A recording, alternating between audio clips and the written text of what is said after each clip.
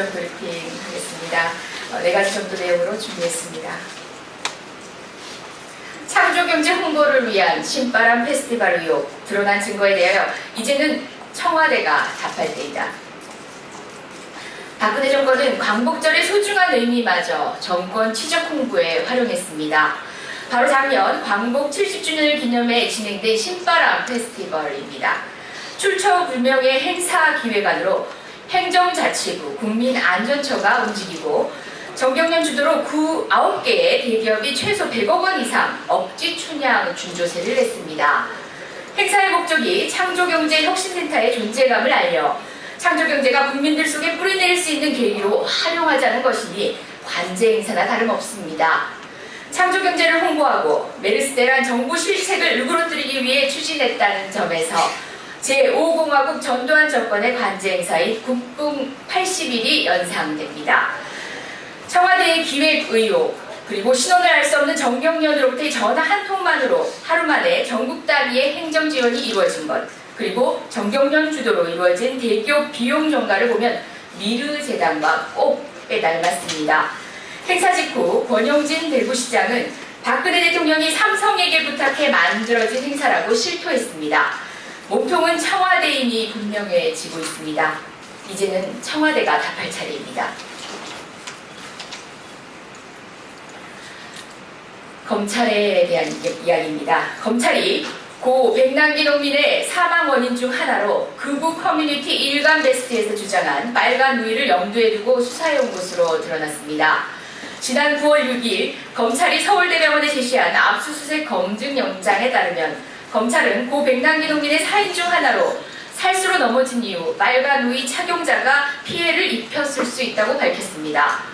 이미 국가인권위, 경찰의 답변서, 그리고 관련 사건의 법원 판결 등을 통해 고 백남기 농민의 사인이 살수차에 집산할수에 인한 것임이 밝혀졌음에도 불구하고 검찰은 계속적인 호도와 낭설을 제기하며 고인을 능욕하고 있습니다.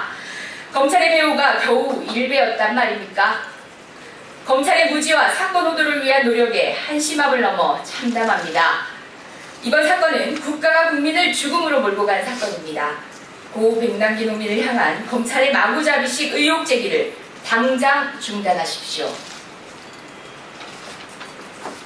방산비리에 대한 이야기입니다.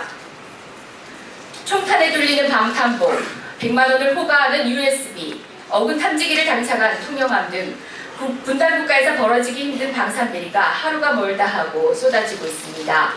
이번에는 쏘고 싶어도 뜨거워서 쏘지 못하는 소총이 나왔습니다. 전방부대 장병의 기본 화기인 K2C1 소총이 사격 후 총열 부분이 뜨거워지는 문제가 발생해 군 당국이 해당 소총 보급을 일시 중단했다고 합니다. 장병 소총 하나 제대로 관리 못하는 박근혜 정부가 대한민국의 안보와 자주국방을 말할 자격이 있습니까? 정부가 제출한 내년도 국방 예산만 40조 3천억 원입니다. 천문학적인 국민 혈세가 수없이 새고 있는데 대한민국군은 마치 자신의 일이 아닌 것처럼 수수방관으로 일관하고 있습니다. 연이어 발생하는 방산비리에 자식을 군에 보낸 부모의 가슴만 타들어가고 있습니다. 더불어민주당은 수권 정당이자 대한민국 안보 지킴 정당으로서 그 어떤 방산비리도 용납하지 않을 것입니다.